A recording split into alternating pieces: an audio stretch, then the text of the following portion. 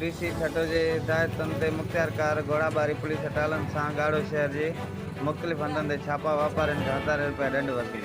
मुख़्तियारकार घोड़ाबारी Abdul Latif Abbasi stand मुख़्तियारकार गुलाम मोहम्मद जोकोर ऐं police हटालन सां गॾु गाड़ो शहर जे किराना स्टोर, फ्रूट ऐं मच्छी मार्केट ऐं ॿियनि हंधनि ते छापा हणी रोज़मर्रा जी शयूं चेक कयूं ऐं रमज़ान ऑर्डिनेंस जे ख़िलाफ़ वर्ज़ी कंदड़ पाकोड़नि जी दुकाननि ते ॾंढ हणी इन्हनि सख़्त वार्निंग ॾींदे चयो त शाम जो 4 बजे खां अॻु पाकोड़नि जा दुकान खोलींदड़ ख़िलाफ़ सख़्त कार्रवाई कई वेंदी। उन मौक़े ते मुख़्तियारकार घोड़ाबारी चयो त दालके जे शहर में रोज़ जे बुनियाद ते छापा हणाया वेंदा, अवाम खे रिलीफ मुहैया कयो वेंदो।